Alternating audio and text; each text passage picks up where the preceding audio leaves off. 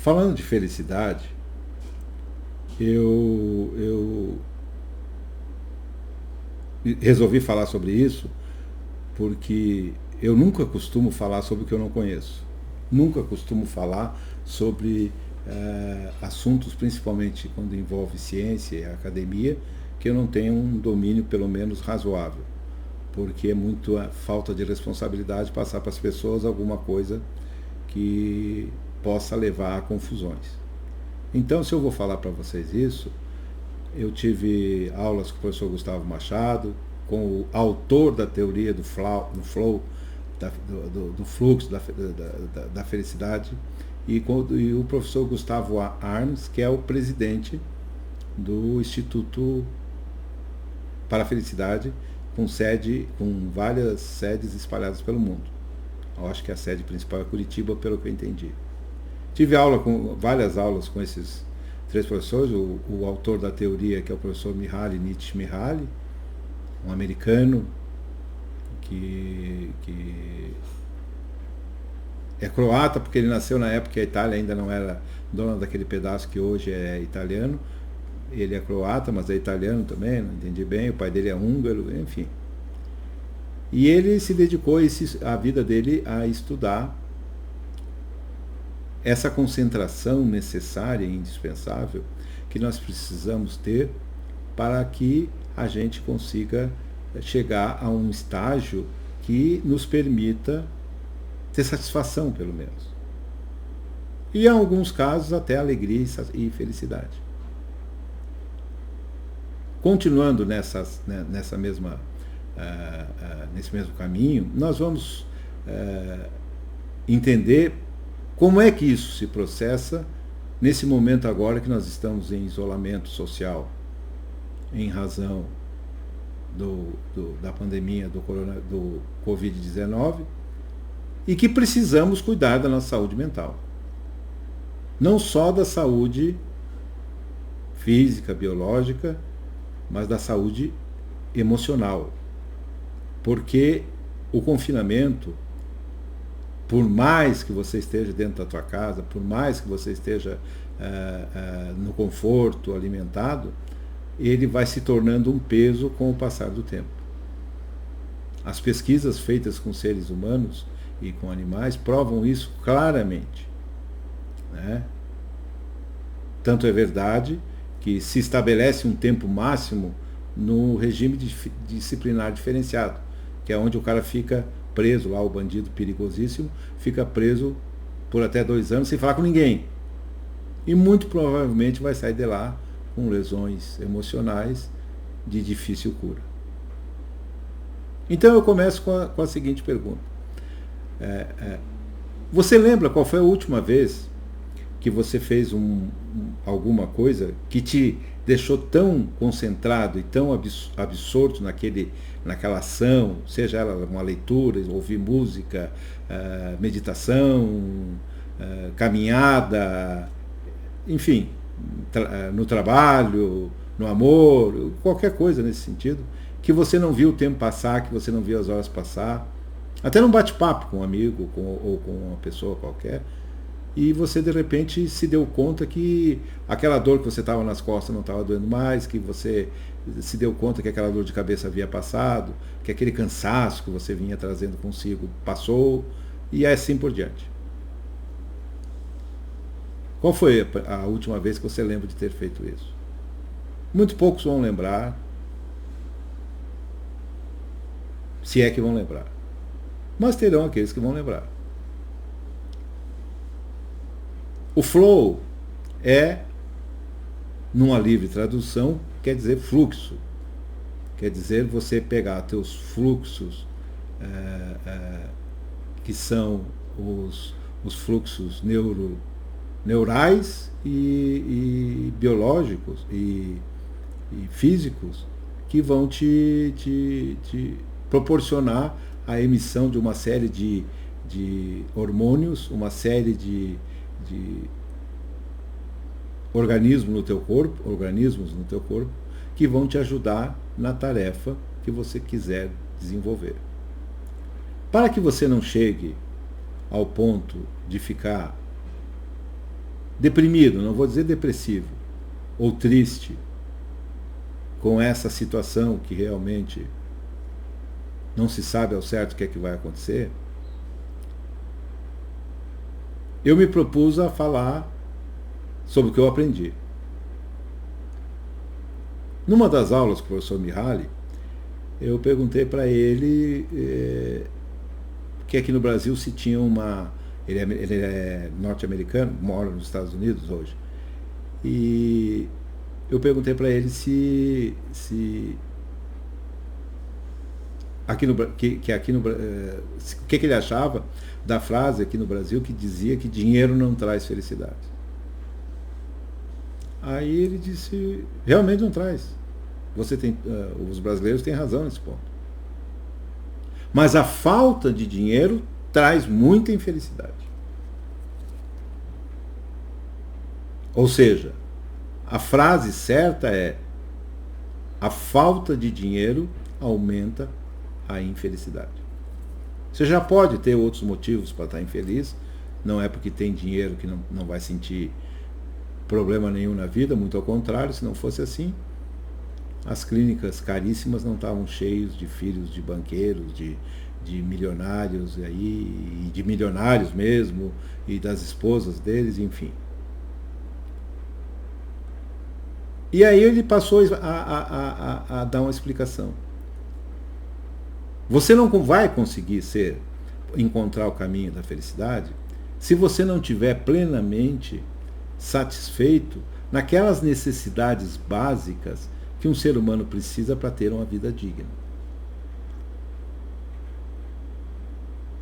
É a mesma coisa que querer que o cidadão trabalhe de barriga vazia. Não há como. Precisa de energia, precisa de força. Agora ainda vi uma reportagem dos caminhoneiros que estão mantendo o Brasil funcionando, apesar desse confinamento praticamente nacional, e eles não estavam achando lugar para comer, para tomar um banho, para dormir, e tinham dinheiro no bolso. E estavam com dinheiro. Então isso não quer dizer que dinheiro garanta a felicidade. E não quer dizer que a falta de dinheiro não traga infelicidade. Aí o que aconteceu? Os caminhoneiros começaram a ganhar nas cidades por onde passavam, pessoas se organizaram e começaram a dar marmitas para eles poderem cumprir a missão de não nos deixar desabastecidos, sem remédio, sem comida, sem, enfim, o que nós precisamos agora nesse momento para poder enfrentar essa situação mundial. Com essas duas perguntas, eu formalizo a minha proposta, a minha proposição, para que cada um de nós possa enfrentar com mais tranquilidade, lembrando que o medo, a insegurança, são a porta de entrada para muitas doenças, porque nossas defesas caem e em algumas pessoas caem muito. Tem pessoas que sofrem um estresse tão violento, tão forte, que chega a cair todo o cabelo. Eu conheci um, inclusive. E vocês devem ter conhecido pessoas que dá lúpus, que dá problema na pele, que cai cabelo, que ficam impotentes sexualmente, que perdem a libido, perdem o apetite, e aí vai. Eu já falei aqui que o estresse tem 3 estágios, o último estágio a prostração total, é o fim. Para que nós não cheguemos nessa hora em que precisamos ficar em casa, mesmo com todo o conforto que nós possamos ter, com alimentação, nós precisamos, em primeiro lugar, ver que nós estamos abastecidos. Estamos satisfeitos nas nossas necessidades. Ótimo. Podemos partir para a segunda etapa. Qual é a segunda etapa? O que eu gosto? O que é que eu poderia fazer que realmente eu tenho vontade e não fiz? Por exemplo, vou dar o meu exemplo.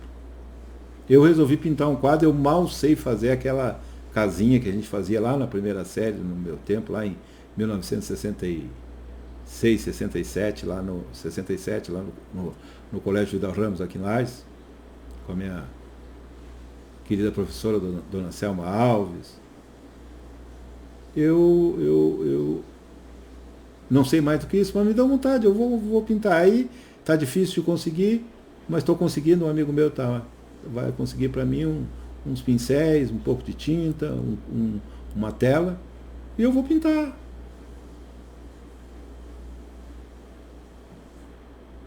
E vou ver se isso vai me absorver a atenção ao ponto de que eu me esqueça dessa crise, que eu me esqueça dessa total falta de saber qual estratégia adotar por parte dos nossos governantes.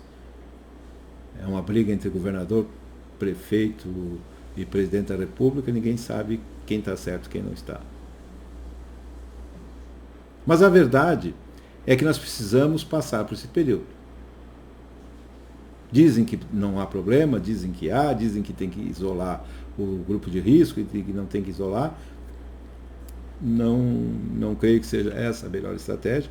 Ou isola tudo, como está agora, ou não isola ninguém, e vamos ver no que é que dá. Na peste negra do século XIV, as pessoas mais fortes, eles deixavam pegar a infecção para poder criar anticorpos, aqueles que não morreriam. Em 1916 morreram 60 milhões na gripe espanhola. Então não é a primeira vez que a humanidade passa por isso. Então nós temos que agora pensar na nossa maneira de passar por esses dias, sem ficar pensando em dívidas, sem ficar pensando em problemas conjugais, em problemas no trabalho, porque nada disso agora vai ser possível de ser resolvido.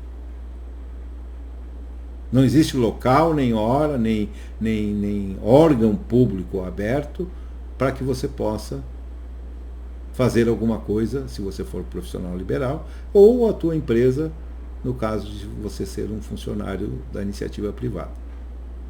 Então vamos procurar agora, entrando em flow, começar com o seguinte exercício. De olhos abertos, bem sentados, vamos fixar nosso olho numa parede. Não interessa a cor, não interessa se é dia, se é noite, não interessa.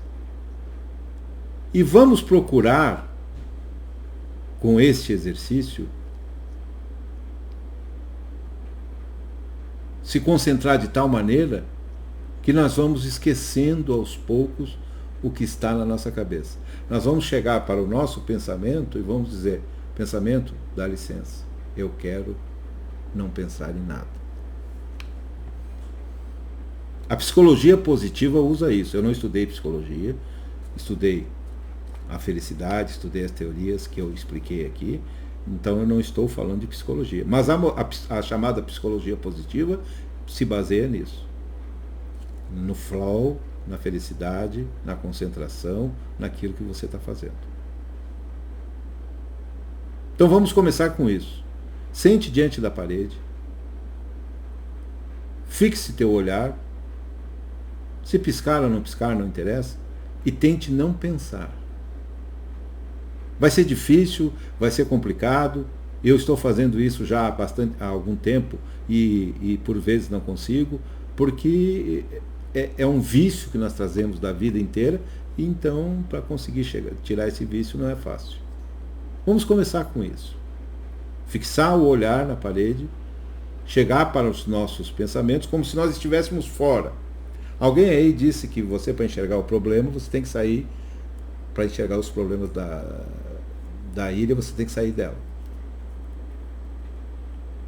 E nós, para conseguirmos enxergar nossas qualidades e nossa capacidade suportar e reagir, nós precisamos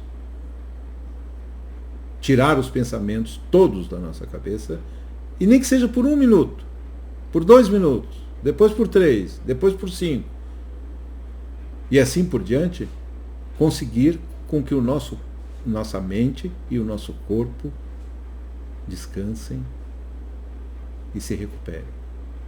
É exatamente isso. Todo mundo que conhece um pouco de budismo, um pouco das filosofias orientais, sabe que a meditação nada mais é que a ausência de pensamento.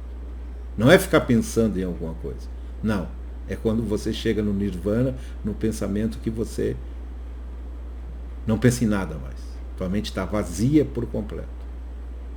Aí você consegue penetrar nos mais recônditos espaços do teu corpo e desenvolver reações neurológicas, químicas, biológicas e principalmente sentimentais. E principalmente encontrar paz. Vai ter mais. Mas vamos começar com isso.